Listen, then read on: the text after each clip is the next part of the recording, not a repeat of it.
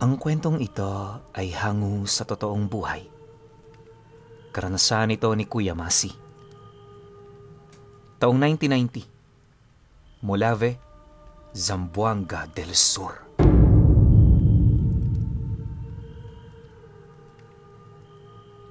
Noong mga panahong ito, isang hamak na magsasaka lang itong si Kuya Masi.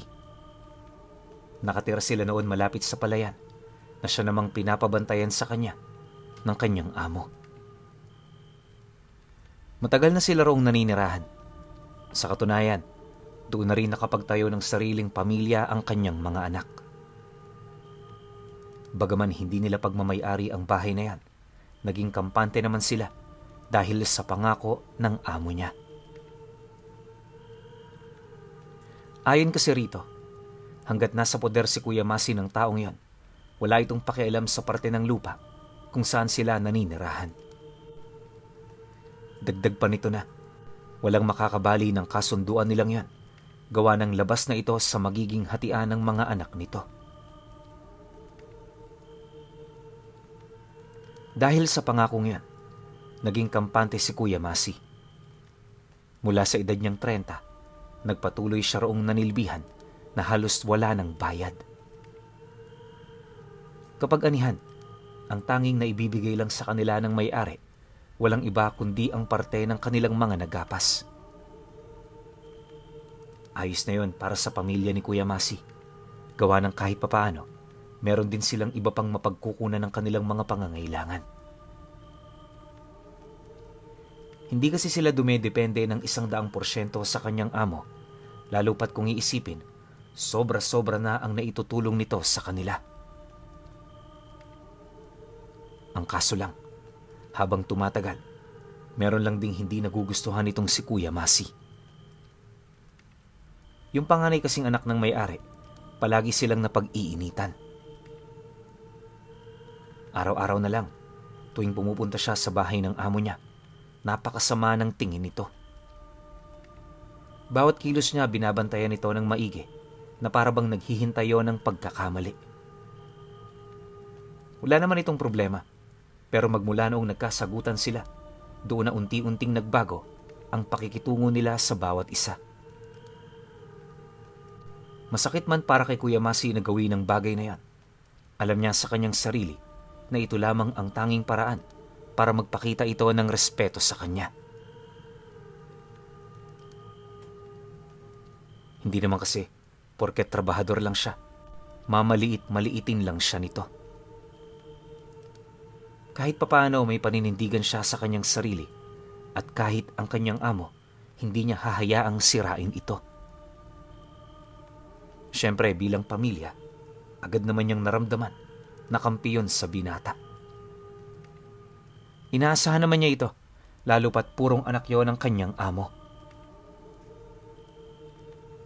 Nang mapagtanto naman ni Kuya Masi na galit na sa kanya ang pinagtatrabahuhan niya, minabuti naman niyang dumistansya. Kung iisipin, wala namang malalim na dahilan ang away nila, pero pakiramdam niya noon pinapalaki lang yon ng binata na para bang gusto siya nitong alisin sa kanyang trabaho. Di naman niya yun pinahintulutan, gawa ng kung susunod siya rito, paniguradong araw lang ang pagitan para mapalayas ang kanyang pamilya sa lugar na yon. Lubos yung ikinakabahala ni Kuya Masi, lalo pat wala pa sila gaanong ipon para makapagpatayo ng panibagong bahay. Upang makaiwas, minabuti na muna niyang bumisita sa bahay ng amo niya. Nais niya kasi noong magpalamig ng isang buong linggo para naman kahit papaano makapag-isip din ng mga ito. Ang kaso lang, 2 araw lang ang lumipas nang hindi niya pagpaparamdam.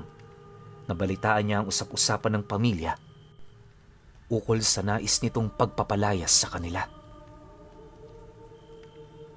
Nang malaman naman niya ang tungkol sa bagay na yan, dali-dali naman siya roong pumunta para makipag-usap.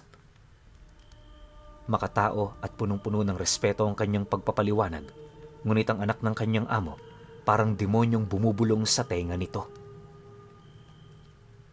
Hindi naglaon dahil sa pangsusulsol ng binatilyo. Wala nang nagawa ang kanyang amo kundi bigyan siya ng 1 buwang palugit para makaalis sa lugar na yon. Huli na rin nang malaman niya na kaya pala siya nais palayasin nito sa lugar ay dahil sa kagustuhan nitong kamkami ng lupa na pinagtitirikan ng bahay niya. Lubos kasing nawiwili ang binatilyo sa paghahanap ng kayamanan, kaya nung meron itong napagtanungan na matanda na tumukoy sa kayamanang nasa ilalim ng bahay ni Kuya Masi, doon na nito isinagawa ang masama niyang balak. Nakokonsensya man ito sa gagawin niya, mas nanaig pa rin sa isipan nito ang kapangyarihan ng pera. Matapos naman niyang malaman ng tungkol sa bagay na yan, minabuti na lamang niyang humanap ng paraan para umalis doon sa lalong madaling panahon. Bawat isa kasi sa kanyang mga anak, hindi maipagkakaila ang galit sa binatilyo, ngunit mariin naman niya yung pinayuhan na wag nang palakihin ang kanilang kinakaharap na sitwasyon. Dagdag pa niya na mas mainam nang umiwas dahil kahit bali-balik ta rin man ang mundo, wala silang habol sa kanyang amo. Unang-una kasi, lihitimong pagmamay-ari nito ang lupain, kaya nangangahulugang nakikitira lang sila roon. Mariin din niyang inilahad, malalagpasan din nila ang problemang yan, kaya kailangan nilang magpakatatag. Matapos naman itong marinig ng kanyang mga anak, minabuti naman nilang magtulong-tulong. Gamit ang mga sinira nilang tipak ng kahoy sa kanilang bahay, tulong-tulong nila itong pinagtagpi-tagpi upang makagawa ng pansamantalang matutuluyan. Malayo rin sa lugar ng kanyang amo ang kanilang nilipatan upang hindi na nila makita pa ang mga ito. Akala noon ni Kuya Masi, yun ang simula ng kanilang pagbabagong buhay. Pero lingid sa kanyang kaalaman, meron palang binabalak na hindi kaaya-aya ang anak niyang sumunod sa panganay. Isang gabi, habang umiinom siya ng tuba sa labas ng bahay nila, nasipat naman niya itong biglang lumabas na para bang may hinihintay ito. Pilit umiikot ang paningin nito sa buong lugar hanggang sa kalaunay may nasipat siyang isang lalaki na dahan-dahang lumalapit sa kanila. Matangkad ang lalaking yon, tapos may kabataan naman ang pangangatawan nito. Sa likod naman nito, naroon ang isa pang patpating lalaki na halos nasa 50 na ang edad. Paglapit naman ito sa kanila, agad namang nanikip ang dibdib niya dahil sa kakaiba nitong bahong dala. Noong una nagtataka pa itong si Kuya Masi, pero nung masipat niyang nagmano doon ang kanyang anak, naisip niyang baka yon ng mga magulang nung babaeng kinakasama nito. Ang ipinagtataka niya lang, bakit sa tinagal-tagal nitong magkarelasyon, yon ang unang beses na masilaya niya ang mga magulang ng kinakasama ng kanyang anak. Hindi naman sa nagkulang itong si Kuya Masi. Makailang beses na rin niyang niyaya yon sa pamamahay ng pamilya nito, pero hindi yun pumayag. Basta ang palagi lang nitong sinasabi sa kanya, alam na ng mga magulang ng kanyang kinakasama ang tungkol sa relasyon nila.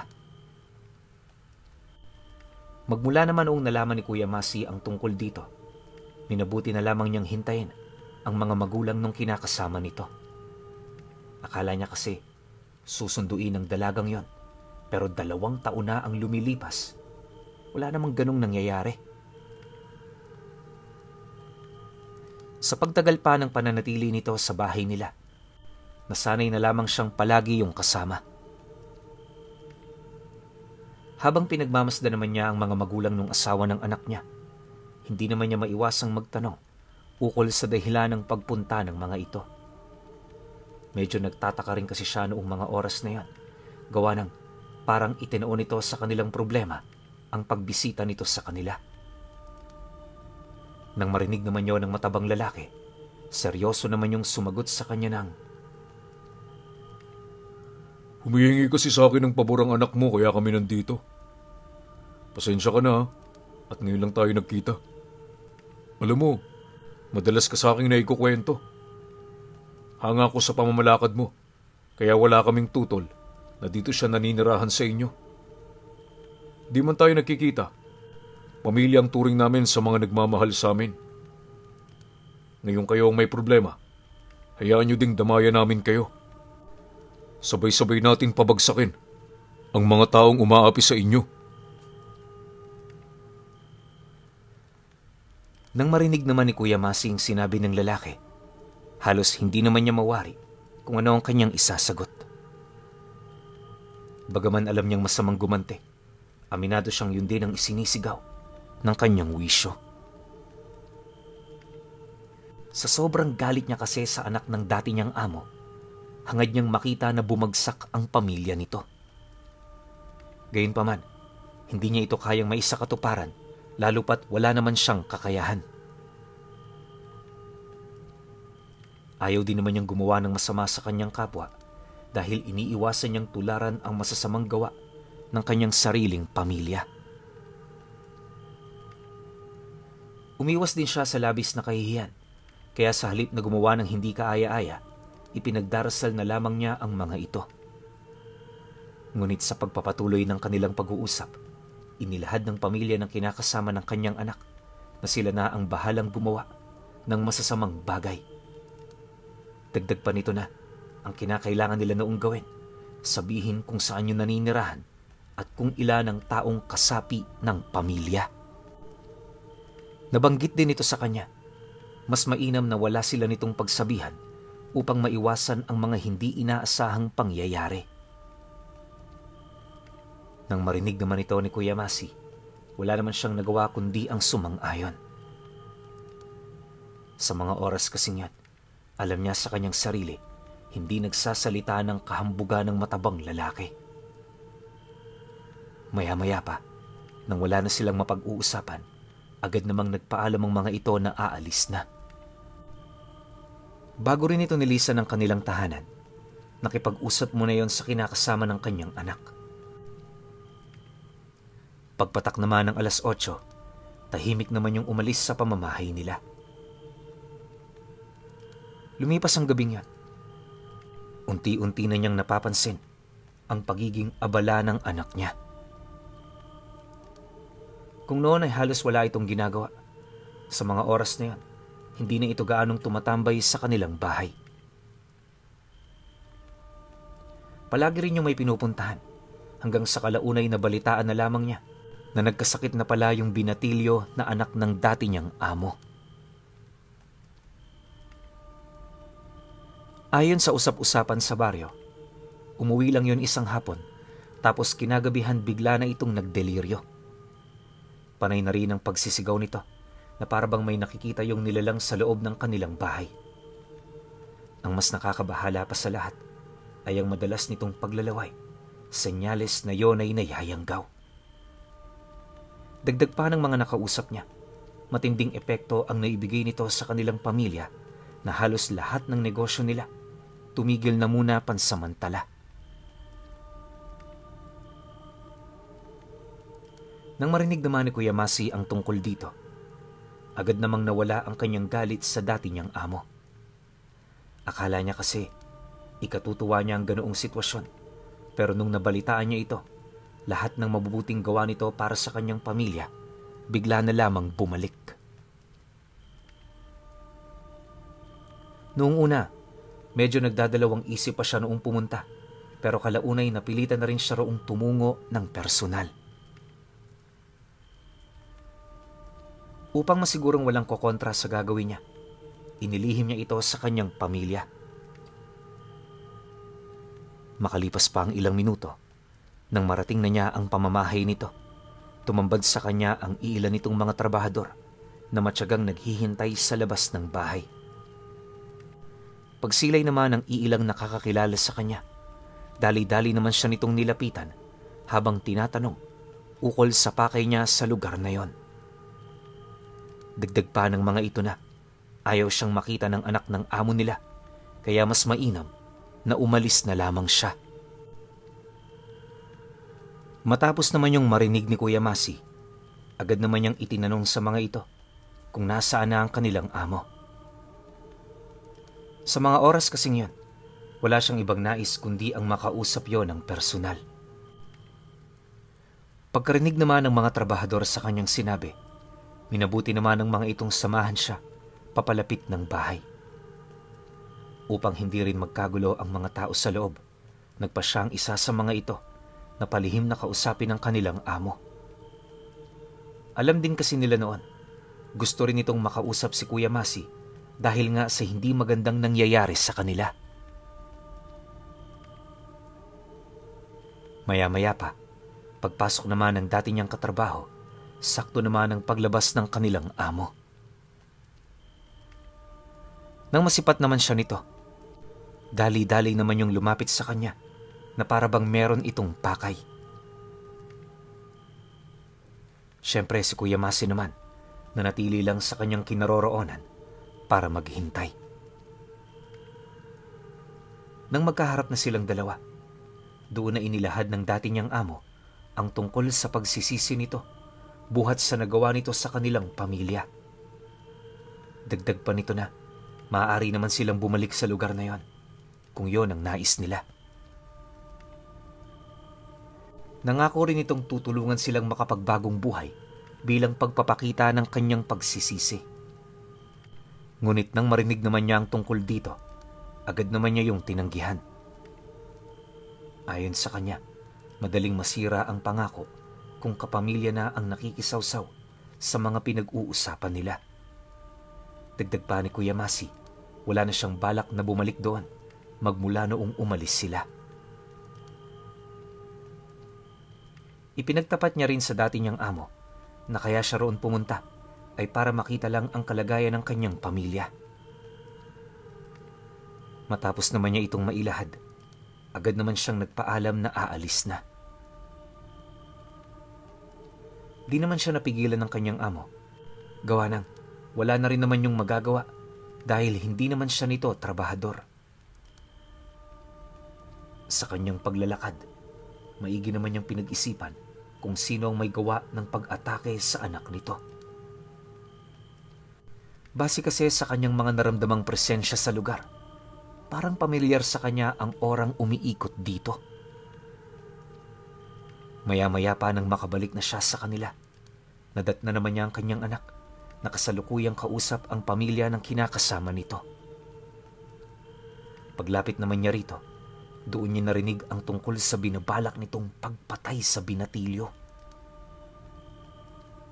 Ayon sa matabang lalaki, nakahanda na ang lahat, kaya anumang oras pwede na nila yung kunin. Nabanggit din ito na hindi naman nila yung papaslangin ng tuluyan. Sa halip lalasunin lang nila ang espiritu nito upang maging kaisa ng kanilang lahi. Bilang parusa, aalipinin nila ang binatang yon hanggang sa yon ay tumanda at pumanaw. Pagtatapat pa ng matabang lalaki, hindi rin sila magdadalawang isip na idamay ang sinumang taong mangingialam sa kanilang plano. Matapos naman itong mailahad ang mga katagang yon, dahan-dahan naman yung humawak sa kanyang balikat habang nagwiwika ng, "Huwag mo nang alalahanin ng mga taong yon. Bagay lang sa kanila yan. Tsaka, bilang pamilya na rin ang turing namin sa'yo. Hindi kami papayag na ganyan-ganyanin na lang kayo. At nga pala, baka sa makalawa, malaman mo na ang resulta ng aming mga binabalak." Nang marinig naman ni Kuya Masi ang sinabi nito, napatingin lang naman siya sa kinaroroonan ng kanyang anak. Sa totoo lang, gustong-gusto niya na itong pigilan, pero naniniwala siyang wala siya sa puder para gawin ito. Hindi rin kasi may pagkakaila ni Kuya Masi ang tindi ng kanilang pinagdaanan sa pamilyang yon. Katunayan, dahil sa pagpapalayas sa kanila, inabot ng ilang linggo bago nila mabagayan ang sitwasyong kanilang pinagdaanan.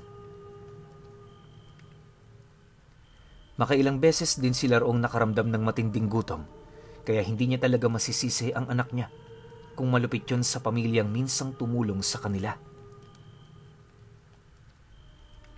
Ilang araw pa ang lumipas, nagpatuloy ang pagbisita ng mga ito. Habang tumatagal, napapansin na roon ni Kuya Masi ang iilang kagamitan na pagmamay-ari ng binatilyo. Nalaman din niyang may dinamay ito sa mga dati niyang katrabaho na isa din umano sa mga sulsol kung bakit sila napalayas sa lugar na yon. Nabanggit din ng mga ito sa kanila ang tungkol sa kasinungalingan sa likod ng sinasabi nitong kayamanan sa ilalim ng dati nilang tahanan. Dahil sa ganoong pangyayari, mas lalo ring tumindi ang galit ng pamilya ng babae, dahilan para gabi-gabi na yung magparamdam sa tahanang yon. Sa bawat pagdalaw ng mga ito, nagdudulot yon ng matinding pasakit sa binatilyo. Kahit marami na ring albularyo ang nagtulong-tulong para mapabuti ang kalagayan nito, hindi yun sapat upang mahanap nila ang pinagpupugaran ng yanggaw na inilibing nito. Ayon kasi sa nilalang na yan, hindi isang sisiw ang inilagay sa katawan ng binata, bagkus isa yung bertud ng aswang. Bagaman hindi nila ito malimit na ginagawa, may mga pagkakataong napipilitan silang isagawa ang bagay na yan, dala na rin ang personal nilang galit sa isang ordinaryong tao. Alam nyo kasi, kapag bertud ang inilagay sa katawan ng inosente, hindi lang senyales ng yanggaw ang mararanasan nito. Bukod sa mabilis na pagbabago ng kilos at pag-iisip nito, maapektuhan din ng husto ang mismong espiritu ng taong biktima nito. Kapag sumasapit din ang gabi, magpapakita yon ng mga senyales ng aral ng kulam, dahilan para lituhin ng mga albularyong kasalukuyan doong tumutulong. Hindi lang yon, kapag umaga dudumi rin ito ng mga insekto, pagpapakita ng senyales ng sakit na nagmumula sa barang. Palagi na rin yung magsusuka, tapos magkukulay dilaw ang buo nitong balat. Dahil sa mga ganoong karamdaman, pinaghalong barang, lason, kulam at yanggaw ang makikitang senyales ng mga albularyo. Bawat isa sa mga ito, kinakailangan nila ng 2 buong linggo para malaman kung yun nga ba talaga ang pinagmumulan ng pangunahin nitong karamdaman. May posibilidad naman nilang matuklasan ang katotohanan sa likod ng nakabaundoong bertud, pero magiging huli na ang lahat para rito. Sa oras kasi na malaman nyo ng mga albularyo, wala na silang magagawa pa para alisin ito sa impluensya ng bertud ng aswang. Matapos naman niyang marinig ang lahat ng yon, nakaramdam naman siya ng matinding pagkasindak buhat sa kakayahan ng mga ito. Sa isip-isip noon ni Kuya Masi, hindi magandang kaaway ang mga nilalang na yon. Matapos ang kanilang pag-uusap, bahagya naman sila noong natigilan nang yayain silang magmanman sa lugar na yon. Ang nais kasi ng mga ito, ipakita sa kanila kung papaano sila magtrabaho. Nang marinig naman niya ang tungkol dito, bigla naman siyang napasang-ayon dahil sa pagmamalabis niyang masaksihan ang pagpapalit anyo ng mga nilalang. Kahit kasi marami na yung inilalahad sa kanila, sadyang hindi niya pa rin maiwasang magduda. Para kasi sa kanya, napaka-imposible para sa isang tao ang magpalit anyo bilang hayop. Dahil sa ganoong rason, napilitan siyang sumaksi sa gagawin ng mga nilalang na yon. Makalipas pa ang ilang minuto, nang magkasundo na sila, agad naman silang umalis ng bahay. Habang binabagtas nila ang daan, napansin naman niyang hindi sila dumadaan sa karaniwang dinaraanan ng mga tao patungong baryo. Ipinagtaka naman niya ito, gawa ng bukod sa gabing-gabi na, nasisiguro naman niyang wala na sila roong makakasalubong pa. Isa pa, kung may makasalubong man, hindi naman sila nito paghihinalaan dahil taga-baryo naman sila. Sa pagdating naman nila noon sa isang masukal na kakahuyan, ilang metro ang layo sa bahay ng dati niyang amo, agad naman nilang napansin noon ang iilang mga trabahador na pinagbantay ng mga ito. May mga kasama yung albularyo at base sa mga armas na tanga nito, parang may inaasahan na yung kalabang tutungo. Nang masipat naman nila yon, may bigla namang humagikgik, sabay abiso sa kanila na manatili lang sa lugar na yon. Matapos naman itong mailahad ng matabang lalaki, dali-dali naman itong sumuot sa makipot na daan at pagtayo nito sa labas ng masukal na kakahuyan, bigla nitong inihawak sa lupa ang dalawa nitong kamay habang nag-uusal. Maya-maya pa, laking gulat na lamang ni Kuya Masi nang bigla niyang mapansin ang mabilis nitong pagpapalit ng anyo. Sa isang iglap, tumambad sa kanya ang isang nilalang na napakalayo na sa wangis ng isang pangkaraniwang tao. Ayon sa kanya, may pagkakahawig yon sa isang kabayo, pero sa kabuuan, isa talaga itong bagong nilalang. Isipin nyo na lang, bukod sa mga nakausli nitong buto sa likod, malasa tao rin ang wangis ng ulo nito.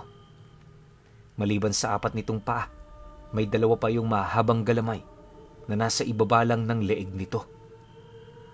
Nababalot din ng anino ang nilalang na yan, kung saan pagtakbo naman ito, bigla yung naglaho. Hindi naglaon, bigla na lamang silang napatahimik noon nang makarinig sila ng isang malakas na sigaw na nagmumula sa bahay ng dati niyang pinagsisilbihan. Hindi niya mawari kung ano nangyari sa bantay na yan, pero base sa kanyang mga nakita, dinarag ito papalayo ng nilalang bago pa man ito maabutan ng iba pa nitong mga kasama.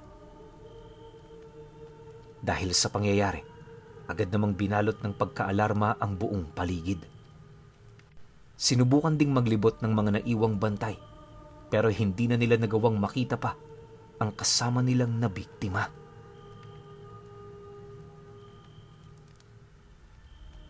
Nagsimula na rin noong magising ang pamilya ng dating amo ni Kuya Masi, kasabay ng pagrinig nila sa sigaw ng anak nitong nagdidiliryo, buhat sa matinding sakit na kasalukuyang bumabalot sa katawan nito. Maya-maya pa, bigla namang bumalik sa kinaroroonan nila ang nilalang na naliligo sa sariwang dugo. Pagsilay naman ito sa kanila, agad naman yung nagpalit anyo, kasabay ng pagsuot nito sa lugar kung saan sila nagkukubli. Nang magkatitigan na sila ng nilalang na yan, bigla naman yung ngumisi habang nagwiwika ito ng, "Ilang araw na lang, makukuha na namin ang binatilyo, kaya kailangan na namin kumuha ng daan papasok sa bahay na yan. Tayo na, bumalik na muna tayo sa inyo." Pagkalahad naman ito ng mga katagang yan, agad naman nilang nalaman ang binabalak ng mga ito. Sa paglipas pa ng mga araw, nagpatuloy ang panggagambala nito na siya namang naging matunog na sa kanilang lugar. Hindi naglaon, sa hindi malamang dahilan, nawala na lang bigla ang usap-usapan ukol sa pamilyang yon. Walang makapagsasabi kung ano nangyari sa mga ito, pero base sa mga nasaksihan nila Kuya Masi, alam nilang nagtagumpay ang pamilya ng kinakasama ng kanyang anak. Nasipat kasi nilang kasakasama ng mga ito ang binatilyo na animoy napakalayo na sa dati nitong estado. Magmula noong naalipin nila ang binatang yon, naging madalang naman ang kanilang pagbisita. Hinayaan lang naman yon ni Kuya Masi, gawa ng maging siya man, pinangingilagan na rin ng mga ito. Pero alam niyo ba, na magpahanggang sa ngayon, kahit matagal na silang hindi nagkikita ng pamilya ng asawa ng anak niya, ni minsan hindi nawala sa isip niya ang ginawa nitong pagbaon ng purong bertud.